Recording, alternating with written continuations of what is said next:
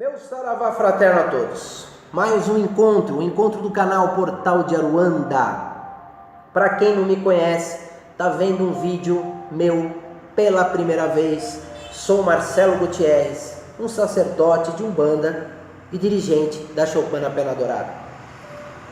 Bom pessoal, dando continuidade à série de falar aí sobre os arquétipos, sobre as correntes, sobre as falanges, vamos falar hoje sobre o Exu Pinga Fogo. Muito bem. Como eu já falei sobre o seu meia-noite, falei sobre o seu tiriri, falei sobre o seu tranca-ruas, eu procurei sempre, eu sou capa preta também, falei sobre essas entidades que eu tive a oportunidade de conhecer, de procurar literatura, de conversar com médiuns que trabalhavam com essas entidades, vem de encontro, evidentemente, à minha experiência, né? Cada entidade sempre terá a sua história, pertencente àquela falange. O espírito que baixa no Marcelo terá a sua história. Um tiriri que baixa no Marcelo terá a história dele. Assim como um tiriri que baixa em outro médium terá a história dele. Porém, a característica do arquétipo daquela falange, ela costuma ser parecida, né? Assim como nós vemos manifestações parecidas de determinados Exus em médiums diferentes e assim sucessivamente. Muito bem. Eu costumo sempre salientar, né, que a gente percebe muito aquela questão da popularização de algumas entidades. Nós vemos tranca-ruas demais por aí, nós vemos 7 encruzilhadas demais por aí. E o que eu, em algumas salas de bate-papos que eu participo, ou até em fóruns que a gente fala, a gente percebe que existe muitas vezes alguns sugestionamentos. E as pessoas falam, chega para a pessoa num desenvolvimento perguntando: qual a sua banda, meu pai? Pergunta aí, fala, sou o tranca-rua. Aí você pergunta para 1, 2, 3, 4, tem vários tranca-ruas. Não estou dizendo que não são trancas-ruas, mas precisa ser bem avaliado isso, porque pode a pessoa estar sugestionada e gostar muito do tranca-rua, ou porque é o que mais aparece, o mais popular, dizer que é um tranca-rua que está ali. Então a gente precisa tomar muito cuidado, ter bastante proeza, bastante avaliação em cima disso, investigação, para poder desenvolver um médium, para que ele não sugestione e não atrapalhe o desenvolvimento mediúnico, né? E, evidentemente, saber quem é a verdadeira entidade que baixa naquele médium. Falando sobre o Exu Pinga Fogo, é um Exu menos popular, né? Se a gente for andar por aí, a gente vai ver menos pingas fogos, assim como vamos ver muito menos outros Exus que praticamente desapareceram dos terreiros, né? A gente observa isso até com certo cuidado, com certa cautela. Será que esses Exus já terminaram os seus trabalhos? Já ascenderam? Eles não precisam mais incorporar? Eles não têm mais as suas correntes? Porque o espírito evolui, mas a falange continua, né? É uma coisa a ser repensada, e o cuidado que todos os dirigentes têm que ter com os médiuns que estão em desenvolvimento. O Exu Pinga Fogo, ele é um Exu que ele pertence ao povo dos fornos, né? É um Exu de fogo. É um Exu que algumas vertentes vão dizer que ele é um Exu responsável da serventia de Xangô, outros vão dizer que ele é o Exu de Ogulu, um Exu de Orimá, né? Eu já vi pessoas que defendem as duas teses.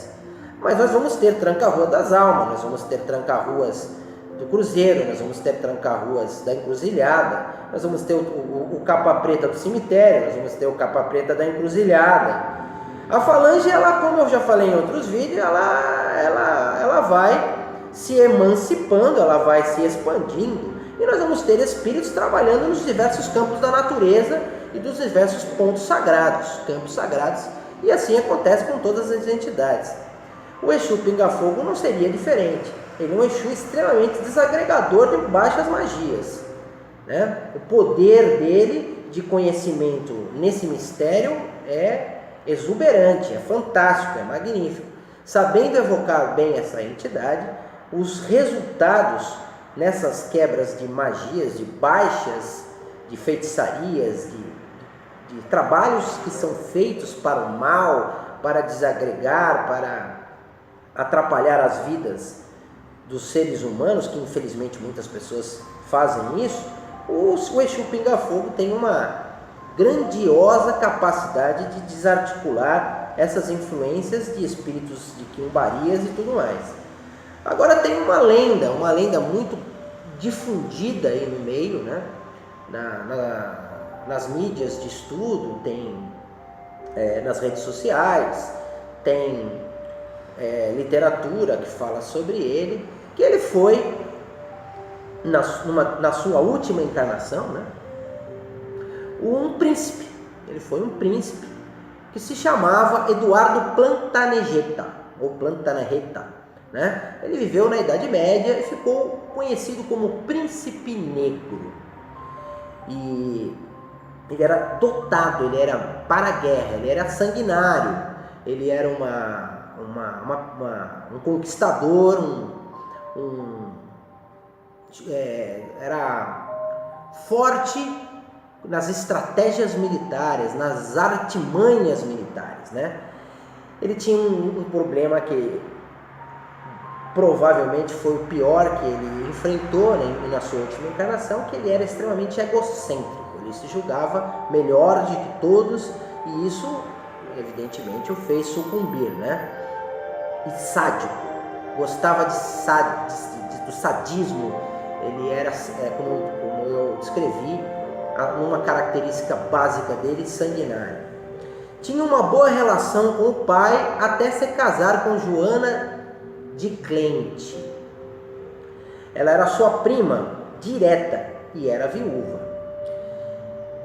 Foi considerada uma união totalmente despropositada para a sua época, contrariando os planos de seu pai, o que causou um problema terrível para a sua vida. Envolveu-se em conflitos internos de Castela, que fez com que se arruinasse financeiramente. E também afetou sua saúde. Para melhorar financeiramente, ele cobrava impostos do reino para conseguir o valor que lhe convinha, né? Ele utilizava as mais diversas torturas, sádico, sanguinário. E enganava nas pegadas que ele fazia lá para conquistar e para conseguir os seus intentos e alcançar os seus objetivos. Uma das torturas que mais destacou e desencadeou o seu nome de Exu, ele pingava querosene, pingava fogo, né, das tochas nas costas dos homens para obter dinheiro, para obter a ação dos resultados pecuniários. Essas informações foram trazidas do astral.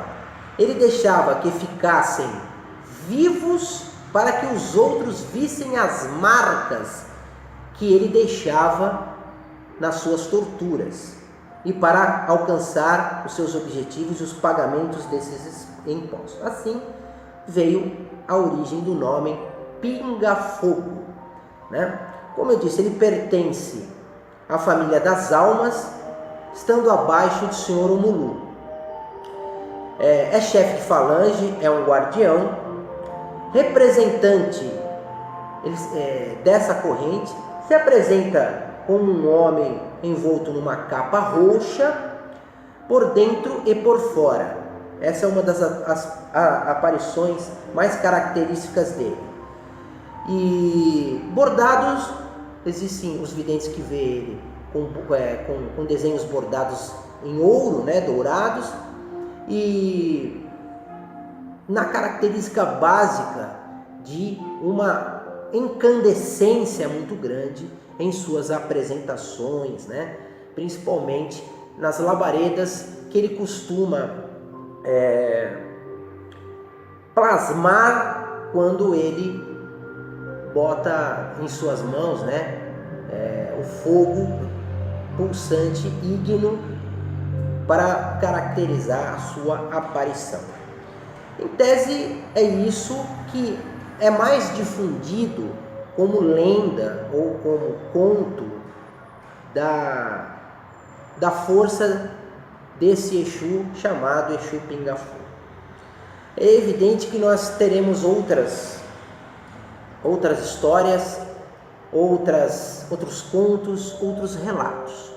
Mas esse é o mais famoso e eu resolvi aqui elaborar ele, trazer para vocês, falando um pouco sobre o Exu Pinga-Fogo. Se você conhece uma outra história, se você conhece uma outra vertente ou uma outra versão, coloque no nosso canal que eu vou procurar trazê-la aqui de uma forma ou outra, num outro vídeo, para a gente falar um pouco mais sobre o Exu Pinga-Fogo.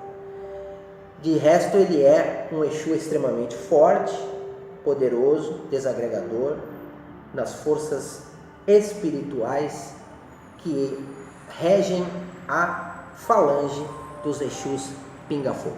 Ok, gente? Estou aberto aqui para mais bate-papos, dúvidas, divergências, se assim estiverem, prevalecendo sempre o bom senso. Estamos aqui todas as sextas-feiras, a partir das 20 horas, impreterivelmente, nos nossos trabalhos de Umbanda tradicional aqui na Choupana do Cacique Pena Dourada. Ok?